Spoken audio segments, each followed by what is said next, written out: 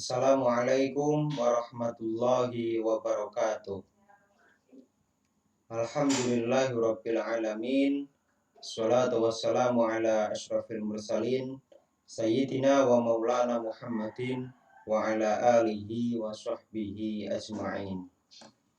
Sebelum kita membicarakan mengenai apa itu ruang lingkup, kemudian tujuan dari diadakannya agraria nasional atau hukum agraria, terlebih dahulu kita simak kembali mengenai terminologi hukum agraria.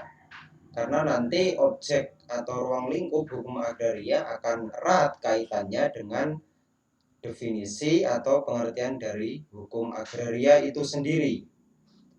Dalam arti sempit, hukum agraria itu sama dengan hukum tanah, yaitu bidang hukum positif yang mengatur hak-hak penguasaan atas tanah.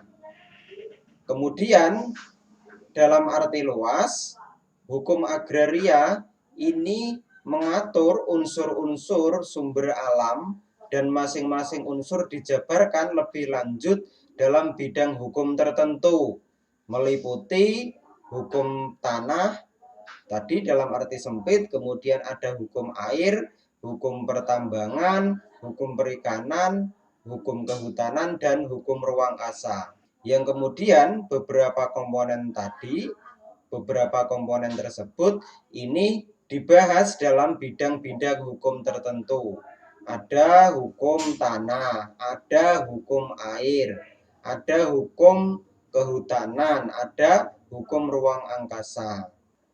Kemudian oleh beberapa pakar, misalnya Budi Harsono mengatakan bahwa lingkup hukum agraria itu tidak hanya terbatas pada hukum perdata, namun juga hukum publik di bidang administrasi negara atau hukum administrasi agraria. Pakar lain mengatakan Subekti misalnya memberikan arti yang luas pada hukum agraria karena mencakup seluruh ketentuan baik itu hukum perdata maupun hukum tata usaha negara.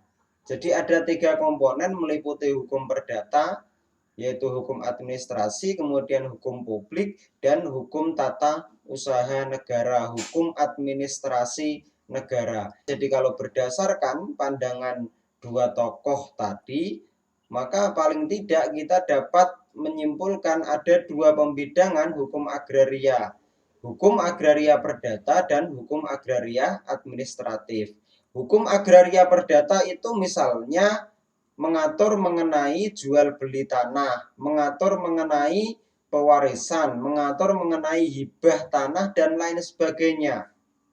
Jadi terminologi hukum agraria perdata ini mencakup keseluruhan dari ketentuan hukum yang bersumber pada hak perorangan dan badan hukum yang memperbolehkan, mewajibkan, ataupun melarang perbuatan hukum yang berhubungan dengan tanah. Artinya hukum agraria perdata ini mengatur hubungan hukum antara perorangan dengan badan hukum. Jadi dalam hal ini adalah lembaga negara. Kemudian yang kedua itu ada hukum agraria administratif.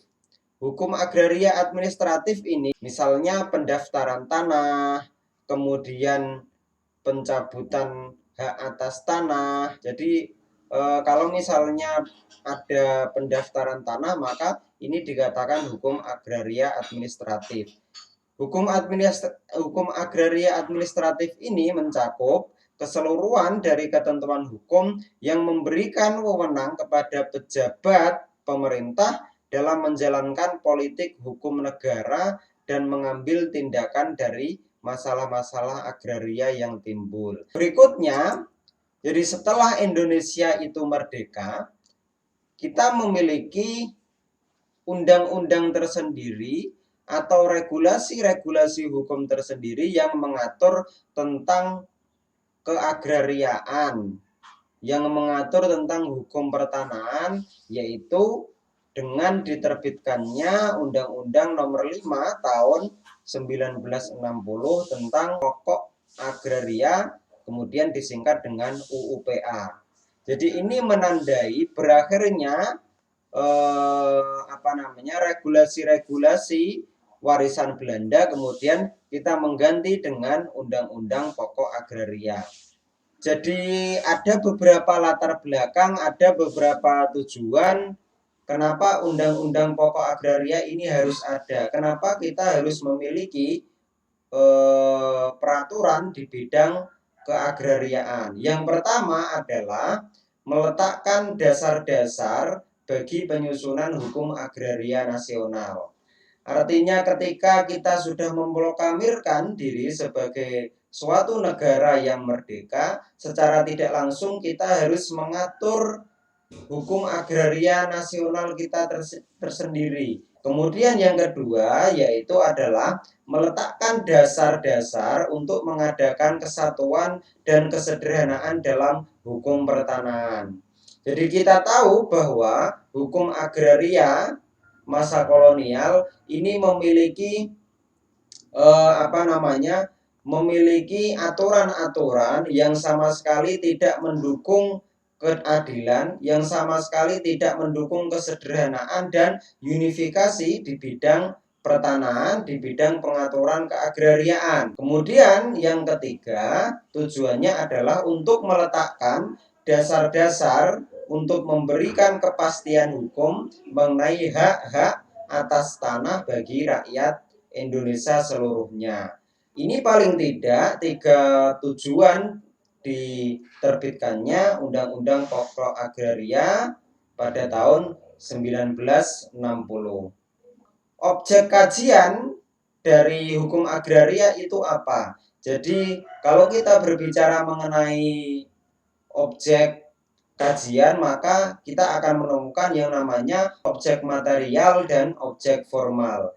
Jadi objek material dari Undang-Undang Pokok Agraria ini adalah sesuai dengan definisi agraria dalam arti luas, yaitu mencakup bumi, kemudian air, dan ruang angkasa, dan juga termasuk kekayaan alam yang terkandung di dalamnya. Kemudian objek formal dari Undang-Undang Pokok Agraria yaitu Undang-Undang Pokok Agraria itu sendiri yang menjadi dasar atau pedoman dalam penyusunan hukum agraria nasional. UUPA ini menjadi dasar, menjadi pedoman, menjadi pegangan bagi rakyat Indonesia, bagi negara untuk melaksanakan penyusunan hukum di bidang agraria nasional.